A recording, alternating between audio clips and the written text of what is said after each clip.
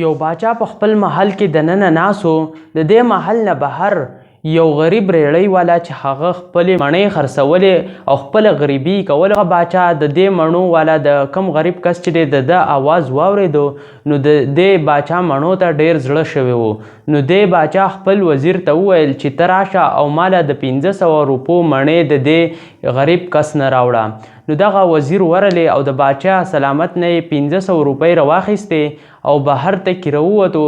دغه 500 روپۍ چې کمې باچا ورکړې نو دغه وزیر محل نه بهر ته راووتو. موین د دغه محل موین له یې 400 روپۍ ورکړې. 100 روپۍ ته دې وزیر چپه کړلې.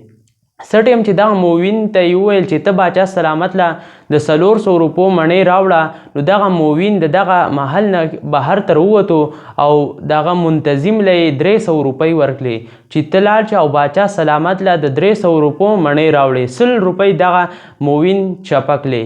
دغه منتظم دغه بهر ته کې د دغه محل نه راووتو او د اسپایانو مشر د دغه محل کوم چې اسپایانو د هغو مشر له 200 روپۍ ورکړلې او ورته یې وویل چې لاړ شه او باچا سلامت له د 200 روپو مڼې راوړه.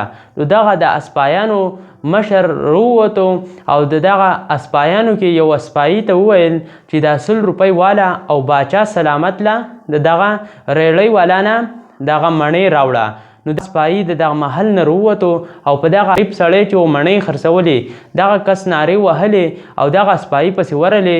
نو 100 روپۍ د په خپله په جب کې کېښوستې او دغه مڼو والا ته یې ویل چې ستا د لاسه دننه په محل کې څوک خوب نشي کولی. ډېر شور شرابه دې راخیستې ده. تا زه جیل ته وړم او زه باچا سلامت راولېږلم چې دا جیل ته ویسه دا ونیسه او ده خو ډېر شور جوړ کړی دی. نو دغه ریړۍ والا ورته په ژړا شو. ورته وویل چې ته څومره مڼې وړې ویسه خو ما د دې زکي نه پرېږده ما پرېږده ته که څومره مڼې وړې د خپلې خوښې ته راواله. نو دغه اسپایي ته مڼې راواخیستې د خپلې مرضۍ ډېرې. نو دغه د اسپایانو مشر ښاغلی ورکړلې چې دا ویسه باچا سلامت له. نو هغه کوم چې د اسپایانو مشر و هغه ته ځان له مڼې ووالې او منتظم له یې ورکړلې. منتظم له چې یې ورکړلې هغه ته ځان له مڼې ووالې او بل موین له یې ورکړلې. موین ته ځان له هم ووالې.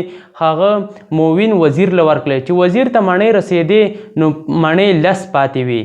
دغه وزیر 15 ځان له کېښوستې او 15 باچا سلامت له ویوړې.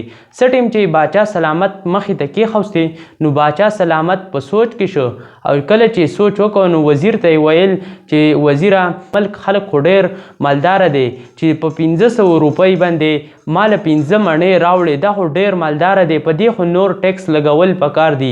نو دغه باچا د وزیر سره دغه فیصله وکړه او نور ټیکس یې پرې ولګوه او کوم چې غریب طبقه وه هغه تباه شوه. نو دغه وزیرانو مویانو او منتظم ګلې د باچا له یو سبق ورکړو چې زمونږ په ملک کې ګراني نشته دی ټول کرپشن هغو وکړو. نو زمونږ پاکستان په دې کې هم دا شنته منتظم ګله او دغه خلک دي دغه موین ګله دي چې دغه باچا وزیر اعظم له دغه سبق وړي چې زمونږ په ملک کې داسې ګراني نشته دی.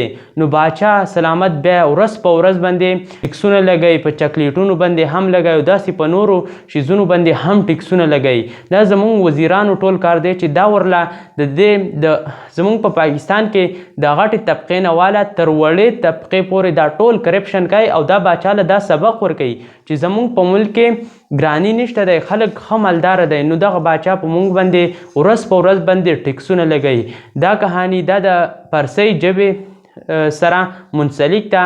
نو زه امید لرم چې تاسو به ویډیو کتلو. یو جهان مننه. ویډیو مخکې ضرور شیر کړئ.